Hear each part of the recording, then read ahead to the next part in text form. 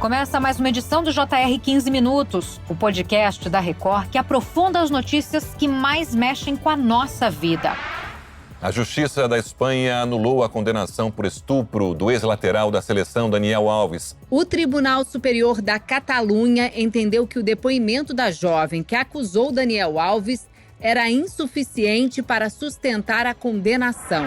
Um caso que voltou a ganhar destaque no noticiário. O ex-jogador Daniel Alves foi absolvido pelo Tribunal de Justiça da Catalunha da condenação por agressão sexual contra uma mulher na Espanha. Essa decisão foi unânime, anulando a sentença anterior de 4 anos e 6 meses de prisão, sob o argumento de que as provas apresentadas não foram consideradas suficientes para manter a condenação. O que levou a corte a tomar essa decisão? A acusação pode recorrer ou o caso está encerrado? E quais podem ser as consequências dessa absolvição para casos semelhantes no futuro? Para tirar todas essas dúvidas, o 15 Minutos de hoje recebe Maristela Basso, advogada e professora de Direito Internacional da Universidade de São Paulo, a USP. Doutora, seja muito bem-vinda. Obrigada. E também para entender melhor os detalhes dessa decisão e como ela foi recebida na Espanha, a gente recebe a Ana Paula Gomes, que é correspondente da Record na Europa. Seja muito bem-vinda, Ana Paula. Oi, Giovana. Olá, doutora Maristela. A decisão do Tribunal de Justiça da Catalunha de absolver Daniel Alves pegou muita gente de surpresa, já que ele havia sido condenado anteriormente por agressão sexual. Segundo o texto da decisão, as provas contra o ex-jogador apresentam vácuos, imprecisões, incoerências e contradições. Os 4 juízes responsáveis pelo caso, entre eles 3 mulheres, consideraram também que não foi levada em consideração a presunção de inocência do brasileiro. A decisão também descartou o pedido da acusação de aumentar a pena do ex-jogador. Daniel Alves foi condenado a 4 anos e meio de prisão por agredir sexualmente uma jovem de 23 anos no banheiro de uma boate em Barcelona em dezembro de 2022. A sentença foi baseada no depoimento da jovem e nas imagens das câmeras de segurança da casa noturna. O ex-lateral foi preso em janeiro de 2023, depois de contradições no depoimento. Ele chegou a mudar 5 vezes a versão sobre o caso. Daniel ficou atrás das grades por 14 meses e está em liberdade provisória há 1 ano, depois de pagar uma fiança equivalente a quase 6 milhões de reais. Os jornais internacionais repercutiram a mudança de entendimento da justiça espanhola. A decisão anula a condenação por agressão sexual contra Daniel Alves, o que quer dizer que, neste momento, o brasileiro não tem mais dívida com a justiça. Por outro lado, a mulher que fez a acusação ainda pode recorrer à Suprema Corte, a última instância da justiça espanhola. A defesa da jovem já anunciou que pretende recorrer, classificando a decisão como um retrocesso na luta contra a violência sexual. Doutora Maristela, essa decisão reforça o princípio da presunção de inocência ou pode acabar criando um precedente que dificulte futuras condenações em casos de violência sexual? Não há nenhuma possibilidade de esse julgamento ele interferir em outros julgamentos no futuro que tratam da mesma prática, né, de uma relação sexual sem o consentimento, ou seja, o estupro. Então, cada caso é um caso, cada julgamento é um julgamento, então a gente não pode considerar que, porque nesse momento a Corte da Catalunha, na Espanha, proferiu um determinado julgamento que inocentou, né, que um réu, não se absolveu um réu, não significa que os outros também serão. Então, a gente tem que tomar muito cuidado com isso. A primeira parte da sua pergunta, sim, o princípio da presunção da inocência, ele é sagrado, né? Ele é, inclusive, garantido pela Declaração Universal dos Direitos do Homem. Quer dizer, nós temos o direito de alegarmos a nossa inocência e presume-se a nossa inocência até que se prove em contrário. Nesse caso específico, o conjunto das provas, ele não é um conjunto suficientemente robusto, forte, consistente, digamos assim, para afastar o princípio da inocência de que gozava o réu, né, o Daniel Alves. Então, as provas não são suficientes. Quer dizer, essas provas não conseguiram provar, né, repetindo, não conseguiram demonstrar cabalmente, sem que pairasse alguma dúvida, né, de que, de fato, o sexo lá praticado foi sem o consentimento. Então, isso é importante a gente ter presente, não é que a corte considerou ele inocente ou vítima, não, a corte simplesmente disse, olha, esse conjunto aqui de provas, essas provas que foram trazidas pela vítima, não são suficientes para afastar o princípio de que ele é inocente, e ele vem alegando que é inocente.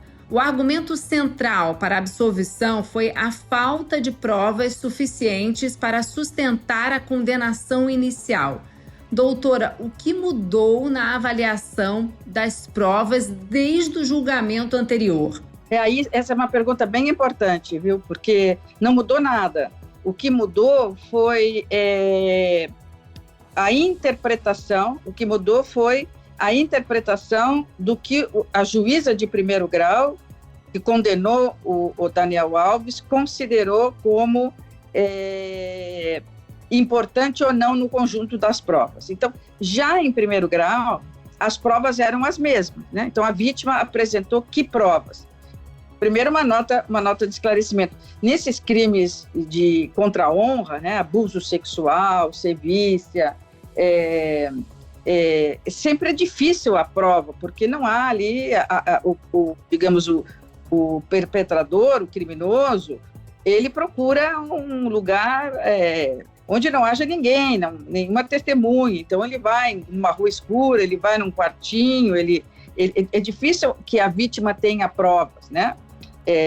Dificilmente isso é gravado, ou ele escreve depois uma carta dizendo, olha, eu cometi esse estupro, eu te violentei, mas me desculpa. Quer dizer, é muito difícil a prova. Mas é preciso uma prova, senão fica a palavra da vítima, da suposta vítima, contra o suposto criminoso. Então, é sempre difícil, mas é preciso que provas sejam reunidas. Neste caso, as provas da suposta vítima eram provas fracas, já assim consideradas lá no julgamento de primeiro grau. Que provas ela apresentou? Ela apresentou provas testemunhais, mas testemunhas que não viram o ato sexual sendo praticado, nem ouviram qualquer grito, ou qualquer sussurro, ou qualquer ruído que viesse do toalete, que viesse do banheiro. As vítimas não são vítimas no que diz respeito à prática do ato sexual em si. Quando sobe para o tribunal diz uma coisa muito importante. O tribunal diz novamente, o conjunto de provas não é robusto, não é suficiente. Em primeiro grau, a juíza disse que não precisam atos heróicos da mulher. Mas, aí sim que o tribunal acrescenta. Sim, não são necessários atos heróicos. Mas é preciso que o não expresso pela mulher seja suficientemente claro e objetivo para que o agressor, o suposto agressor, o réu, entenda como não. Isso é muito importante.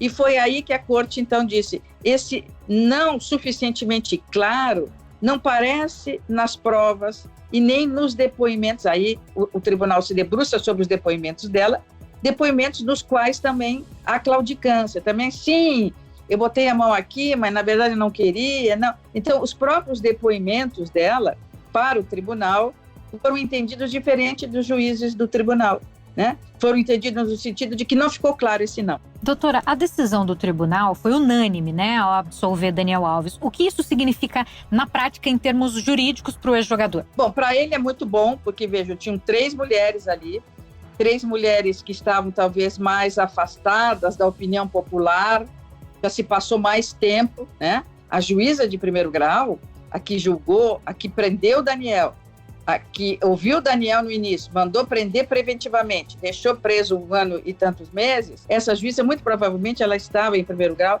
contaminada pela opinião pública.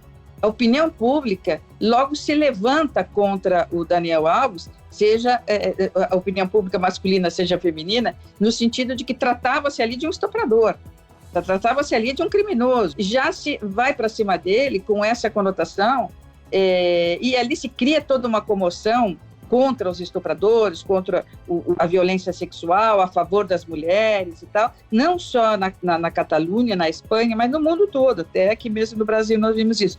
Doutora Maristela, o que essa decisão revela sobre o nível de exigência probatória em casos de agressão sexual na Espanha? Há risco de o caso criar um precedente jurídico no país? O precedente veja que isso serve para o mundo todo.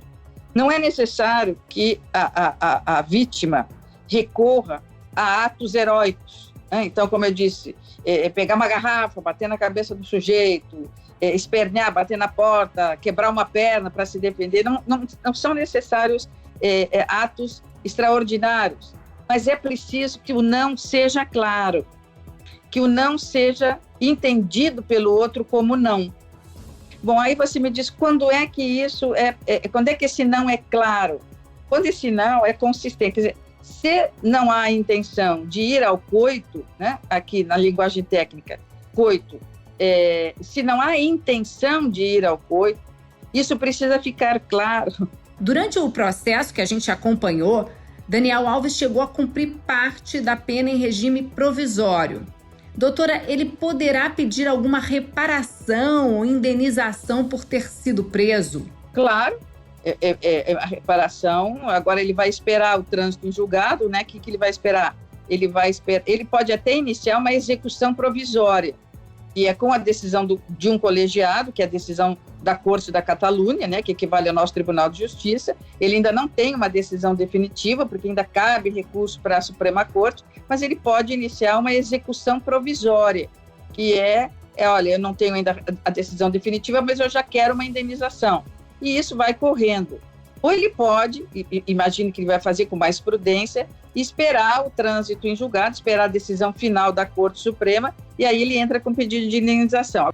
Doutor, e para encerrar, né, na semana passada, o Supremo Tribunal Federal começou a votar um pedido da defesa de Robinho, que tenta a soltura do ex-jogador que está preso no Brasil depois de ser condenado por estupro coletivo na Itália. O ministro Gilmar Mendes pediu vista, o que significa que o magistrado quer mais tempo para analisar o caso, né? O placar até o momento 2-0 contra o pedido dos advogados.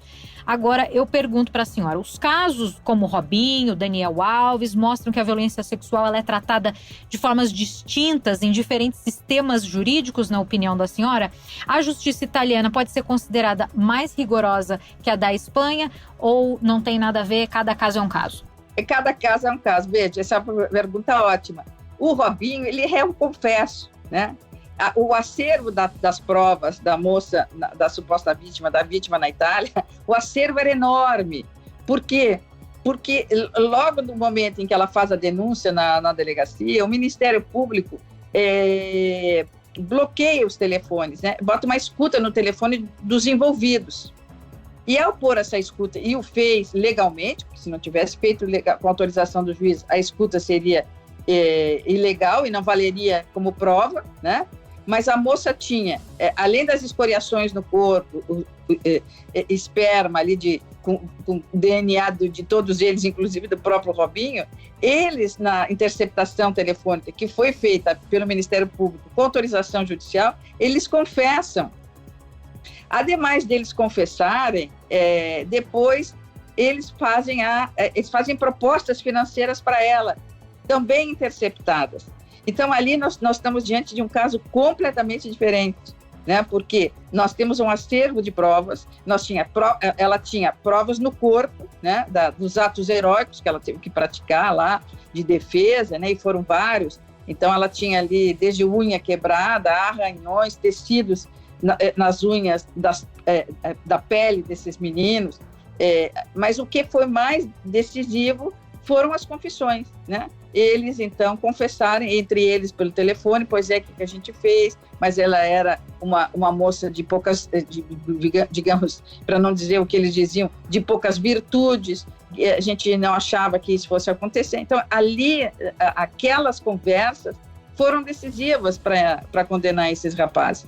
Perfeito, doutora. Termina agora a edição 1137 do podcast 15 Minutos de hoje. Eu agradeço muito a participação, os esclarecimentos de Maristela Basso, advogada e professora de Direito Internacional da Universidade de São Paulo, a USP. Obrigada, doutora Maristela. Um abraço, tchau. Agradeço também a participação de Ana Paula Gomes, correspondente da Record na Europa. Obrigada, Ana Paula. Obrigada, Giovana, doutora Maristela. Até a próxima.